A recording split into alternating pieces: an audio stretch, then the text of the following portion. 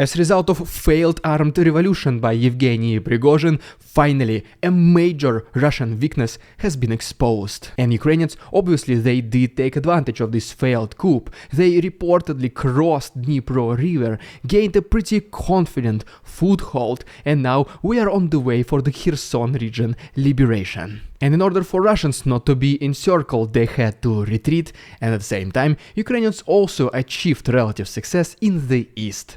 But more about all of this in just a couple of minutes. What's up, investors? It's the Russian dude. And let's get straight to the point, and today not begin with ridiculous Russian propaganda, because I want to quickly, in under 5 minutes, summarize you the failed Russian coup by Yevgeny Prigozhin and the consequences of it, and how Russian weakness, a major one, has been exposed. So, it all started late Friday night in Russia, when Yevgeny Prigozhin was very dissatisfied with the Ministry of Defense, and he announced his freedom peace walk, march, towards Moscow.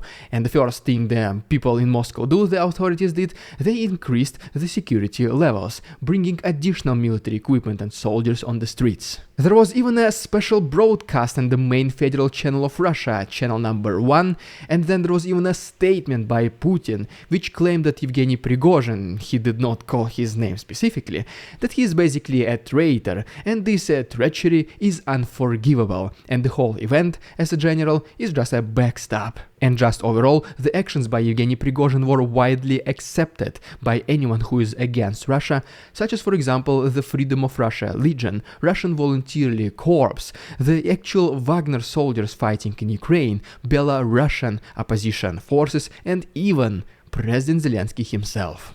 One of the very first things that the Russian authorities proposed to Wagner is to lay down their arms, so there will be no consequences. Well, Wagner replied that we are not going to do that, and in response they captured their first major city, Rostov. The Ministry of Defense of Russia immediately tried to do some counter actions, and reportedly Wagner soldiers were even able to intercept several Russian military helicopters. Couple of hours later, Wagner soldiers started moving towards the next major city close to Moscow, which is called Voronezh. In response to that, the Russian authorities even more increased their security levels. They brought even more soldiers and started building barricades on the roads leading inside Moscow.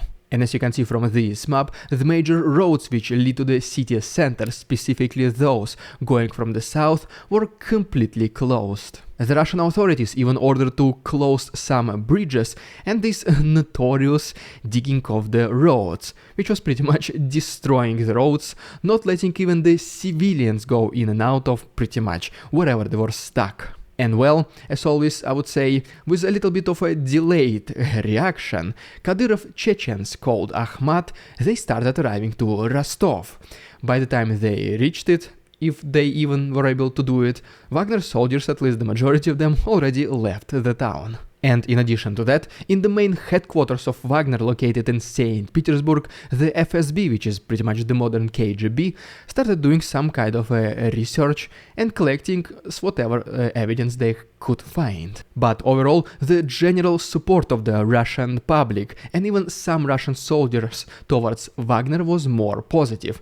People were greeting these Wagner soldiers, giving them food and water, and some Russian soldiers on the way of this Wagner convoy, they were even voluntarily surrendering, not to pretty much impede their movement. And one of the most outrageous things that the Russian authorities did whenever this event started to happen, they pretty much abandoned Moscow, including allegedly Putin. He went on his plane away from the city, from the Russian capital, carrying his nuclear briefcase, and then his plane even turned off this auto tracker, so no one knew where he went.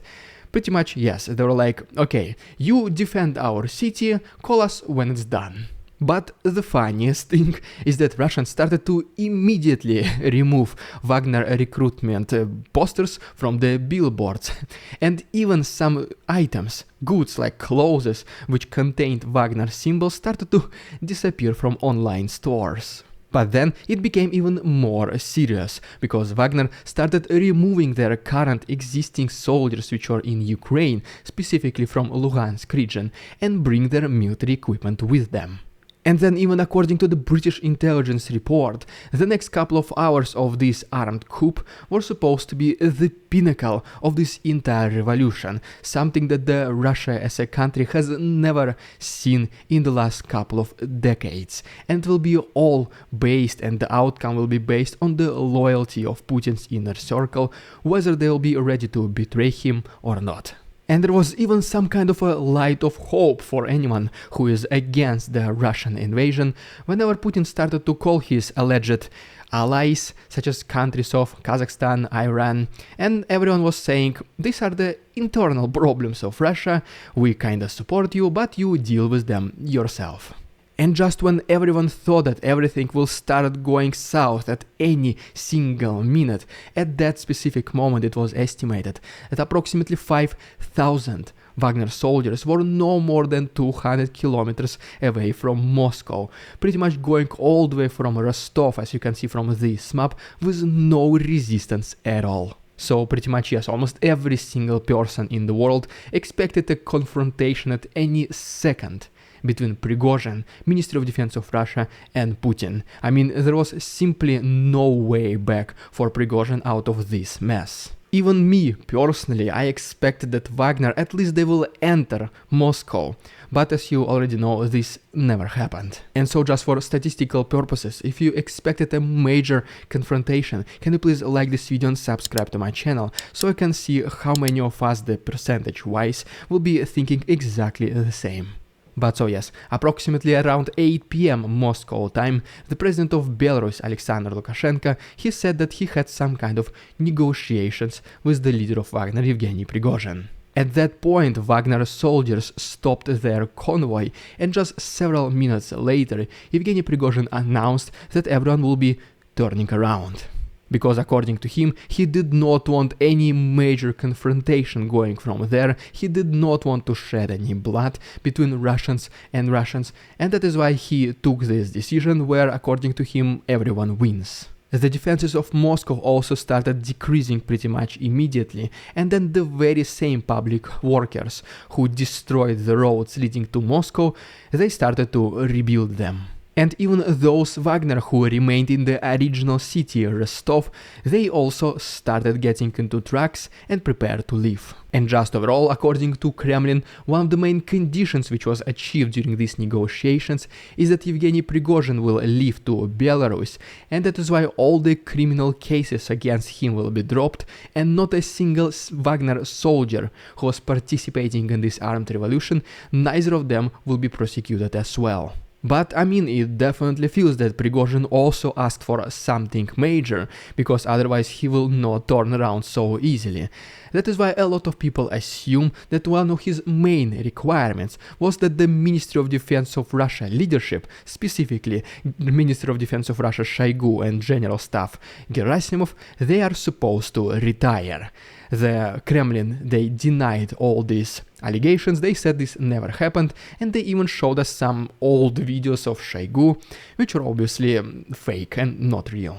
But then some people from the Russian authorities, which are relatively close to Putin's inner circle, they said that yes, the resignation of Shoigu and Gerasimov will happen in the future, but it will not be like this wildly announced. Most likely it will be just Shoigu will resign because he wants to retire and just spend some time with the family or something like this, and the main propositions to replace them, most likely it will be a Surovikin to replace Gerasimov, and then Dumin to replace Minister of Defense of Russia Sergei Shoigu. But here is another very interesting thing. So, the safe passage of Prigozhin to Belarus and pretty much his safe existence was personally guaranteed by, guess who? Putin, who just less than 24 hours ago mentioned that traitors are unforgivable. So I mean, yeah, Shoigu, Prigozhin will most likely not find an open window in the next couple of weeks, because now it will be way too obvious, but I would definitely say that life of Yevgeny Prigozhin will be in pretty big danger in the days to come. And just to confirm this, even though the Russian authorities promised to drop all the criminal charges against Prigozhin, at the moment of recording this video, the criminal case is still active within the FSB system. And ultimately, according to some Western sources, now Wagner, since they'll be located in Belarus, and to be honest, even some temporarily military camps are already being constructed for these Wagner soldiers, it is now assumed that they might take a part in this future Russian offensive against Kiev. But still, obviously, there was some very good outcomes from this failed coup. Is that there was a major Russian weakness which is now exposed, and Ukrainians obviously took advantage of this entire situation and they increased the pressure across all the front lines.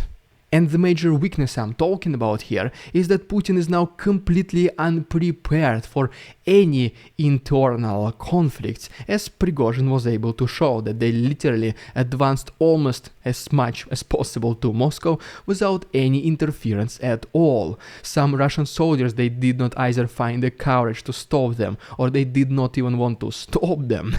And then just the regular Russian people, at least predominantly, the majority of them, were on the side of Wagner. It also exposed the complete unawareness of the FSB, because they had not a single clue that something like this is going to happen, despite the fact that Yevgeny Prigozhin is an extremely public figure. And one of the main reasons why it was allowed to happen, it is because Russia was constantly sending the best soldiers to Ukraine, then they got eliminated, then they started sending medium-trained soldiers, then fresh conscripts, and obviously there was no one left inside Moscow or even Russia itself, just the very basic necessities in terms of number of people and number of equipment. And so if as little as 5,000 private military company can almost approach fully Moscow, you can only imagine what will actually happen if the confrontational force against Putin will be much bigger. And the most ridiculous and humiliating thing for the Russian authorities is that as soon as there was any single sign of danger, Putin and his inner circle immediately fled the capital of Russia, pretty much leaving the residents of Moscow on their own, completely defenseless. They just called a couple of policemen, firemen, fire trucks, and defended. Call us when it's done, like I was mentioning in the past. And even then Putin, whenever he was calling his alleged friends, countries of Kazakhstan, Iran, pretty much no one helped him, except Lukashenko in the very end. And as a result of all this, and rightfully so, Ukrainians took advantage of this failed coup and at least temporarily weakness of Russia. And pretty much, yes, it was immediately acknowledged by the Ministry of Defense of Russia almost at the very beginning of this march by Yevgeny Prigozhin, is that Ukrainians are taking advantage and they increased their pressure across multiple front lines, which was also at the same time a perfect opportunity for the Ministry of Defense to explain their losses and complete lack of success. And from Ukrainian side, specifically according to Anna Malyar, she also did confirm that Ukrainians increased the pressure, most importantly in Zaporozhye region. And one of the major accomplishments within this total chaos is that Ukrainians were able, reportedly and at this point confirmed, to cross Dnipro river next to Antonovsky Bridge, gain a pretty confident foothold, and they even started to slowly advance deeper inside Kherson region, but at this time on the left side of Dnipro. We even have this video of a Russian infantry combat fighting vehicle just randomly shooting in the direction of Antonovsky Bridge, where the position of Ukrainians are. Obviously they were not able to find them, and that is why this was just a cover fire. Then they took some of their soldiers, turned around and started retreating. All of this in order to avoid being encircled, because once again they do not know where Ukrainians are yet, but Ukrainians are advancing, and most likely from different flanks. The full video is almost 3 minutes long, including the parts which YouTube will not allow me to show. That is why the full version is as always on my Patreon, the link is down below, and there's still 1 week of free access. Next we started receiving the reports from the locals who live in Crimea, very far away from the front lines, that 2 Russian ammunition warehouses were completely destroyed. And among all this literal chaos, what Russians started doing on the peninsula, they started fixing this Chonhar bridge, which was destroyed last week, if you remember, the major bridge which connects Crimean Peninsula and Kherson region. At the same time, there were some reported attacks by Russians against residential areas in Kherson city, and just overall, Ukrainians were able to intercept 2 out of 3 Russian drones and 7 out of 8 missiles. And just overall, as a result of all these combat activities in the south, Ukrainians were able to liberate relatively a good amount of land to the south of Orikhiv, as you can see from this map, and then their major achievement in the last couple of days is that they were able to liberate this settlement called Rivnopil. And in confirmation of this, we even received this video of Ukrainian soldiers from this city.